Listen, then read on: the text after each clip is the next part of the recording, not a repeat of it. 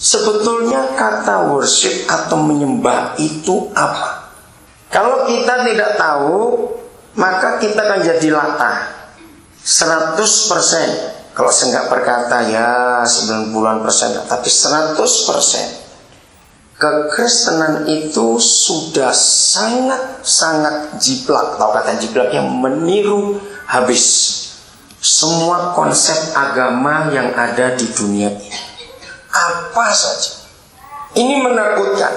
Apabila kekristenan tidak segera keluar dari sistem keagamaan ini, maka sampai kapanpun juga Yesus nggak akan dikenal oleh dunia ini. Saya beri beberapa contoh. Melayani Tuhan itu nggak ada di Alkitab, saudara. Melayani Tuhan itu ada di agama-agama. Mungkin saudara kaget dengar. Ada banyak fakta kita ini tahu, tapi kita tidak melakukan. Siapa masih ingat? Tuhan Yesus dari awal itu pesannya yang ini atau yang itu? Yang ini berbunyi demikian. Aku datang untuk kau layani habis-habisan. Atau yang itu, aku datang bukan untuk dilayani. Yang mana? Yang itu. Dua-duanya salah. Tidak ada satupun ayat yang ditulis oleh Alkitab melayani Tuhan. Yang Alkitab tulis mengasihi Tuhan itu ada, tapi melayani Tuhan itu tidak ada. Bayangkan salahnya gereja segitu jauh. Kalau ada orang datang ke satu gereja 3 bulan, pasti gembalanya akan tanya gini, saya sudah perhatikan saudara 3 bulan saja datang. Ayo terlibat pelayanan yuk, melayani Tuhan. Pernahkah saudara tahu bahwa itu kalimat yang salah? Karena Tuhan tidak mau dilayani dari dulu. Nah, kenapa kita melayani? Nah, kembali, ini agama. Walaupun saudara tidak semua pernah berasal dari agama lain, tapi saudara pasti pernah punya konsep. Tahu, semua agama di dunia ini, sebut agama apa saja, maka diwajibkan dan diharuskan umatnya melayani Tuhan, dewa-dewi, Allah mereka. Semua harus menyembah, harus memberi sesuatu. Bahkan 80% lebih agama-agama di dunia ini Tuhan dan dewa-dewa mereka itu harus dibuatkan rumah-rumahan. Kata kebaktian itu dari agama Buddha. Di Alkitab tidak ada kata kebaktian. Itu dari agama Buddha. Dari kata berbuat bakti. Jadi kalau gitu siapa yang harus kita layani? Saudara pasti masih ingat penghakiman terakhir yang ditulis oleh kitab suci dalam Matius 25. Masih ingat? Tuhan menghakimi sebelah kiri kambing, sebelah kanan domba. Dan lihat apa yang Tuhan katakan. Kenapa waktu aku lapar kau gak beri aku makan? Dan sebagainya. Dan serentak kambing dan domba bertanya, kapan kami lihat Tuhan seperti itu? Coba saudara buka ayat 40 pasal 25 Injil Matius. Itulah satu-satunya ayat yang paling jelas dalam Alkitab. Melayani Tuhan itu bukan dengan kebaktian, ibadah, program, tidak. Tapi Matius 25 ayat 40 jelas melayani Tuhan itu adalah melayani. Apanya Yesus?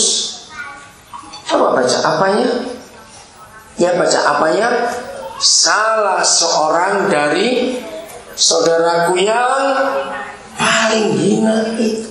Kalimat berikut itu yang teruskan baca Alkitabnya. Itu yang baca. Oke bacalah 1, 2, 3. Dan raja itu akan menjawab mereka kata.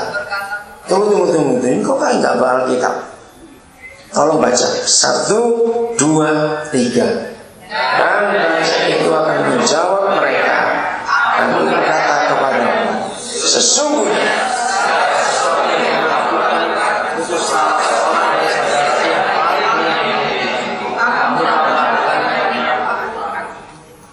Itu satu-satunya ayat yang menunjukkan melayani Tuhan.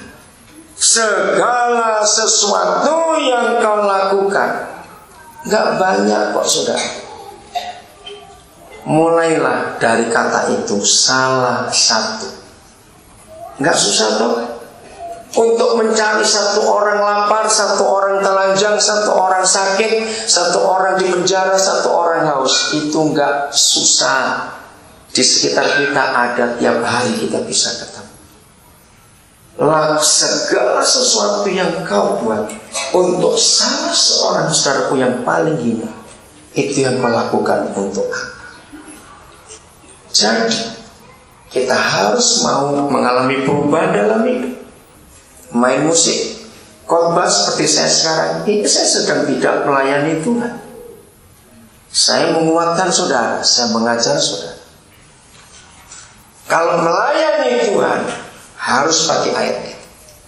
Dan kalau ayat itu kita pakai, berarti semua kata melayani Tuhan harus di luar gereja. Amin kan? Karena ini firman Tuhan. Mengapa kita begitu salah cukup lama? Karena konsep agama harus kita layani Tuhan. Itu agama. Kata full time itu bahasa Inggris. Itu pun gak ada di Alkitab, saudara. Agama-agama perlu rohaniawan yang tinggal di biara-biara. Itu semua agama pasti punya. Agama-agama harus menyiapkan pendeta-pendeta. Istilah pendeta itu pun tidak ada di Alkitab, adanya di Hindu, kata pandita. Jadi pendeta itu pun gak ada di Alkitab. Semua itu dari agama lain. Saudara perhatikan, Paulus itu gak full time, hebat. Jadi kata full time pun tidak ada. Kenapa itu ada? Karena agama yang kita adaptasi masuk ke dalam gereja. Satu lagi, ada banyak yang kita bisa melihat. Mari saudara kita memberi persembahan untuk Tuhan. Itu juga salah. Kalau saudara baca Mazmur 50 akan ngerti. Apa yang kamu mau beri untuk aku? Semua ternak di duniaku yang punya, emas perak aku yang punya. Apa yang kamu mau beri untuk aku? Lalu apa? Mengapa di gereja ada kata memberi persembahan untuk Tuhan? Itu kembali di agama. Dalam berbakti kepada Tuhan mereka masing-masing, agama-agama menyarankan itu. Nah, lalu kalau kita memberi persembahan itu untuk apa? Untuk pekerjaan Tuhan. Yang terakhir, dari semuanya ini tahu banyak nanti, doa. Saudara baca di Alkitab. Saya nggak ada waktu untuk menerangkan, tapi kok saya sempat sedikit-sedikit saya tunjukkan. Ternyata kata sembahyang dan kata doa itu tidak ada di dalam Alkitab. Itu terjemahan dari agama. Yang ada adalah bersekutu dan mengusap wajah Tuhan. Itu bahasa asli doa di Alkitab. Lalu kenapa ada kata ada sembahyang? Lagi sekali, itu dari agama. Saya tunjukkan dulu ya dengan cepat saja. Henokh, tahu kata nama Henokh? Cari tentang dia, walaupun gak banyak ayat tentang dia. Mengapa Alkitab menulis begini? Henokh hidup bergaul dengan Yahweh. Itu diulang-ulang kata bergaul. Gak ada kata doa. Nuh juga begitu, bergaul, hidup dengan Yahweh. Gak ada kata doa. Cari maka berdoalah Nuh, berdoalah Enoch. Bahkan Musa tidak dikatakan berdoalah Musa kepada Tuhan. Tidak, nanti baca. Berkatalah Musa, bertanyalah Daud. Gak ada kata doa itu.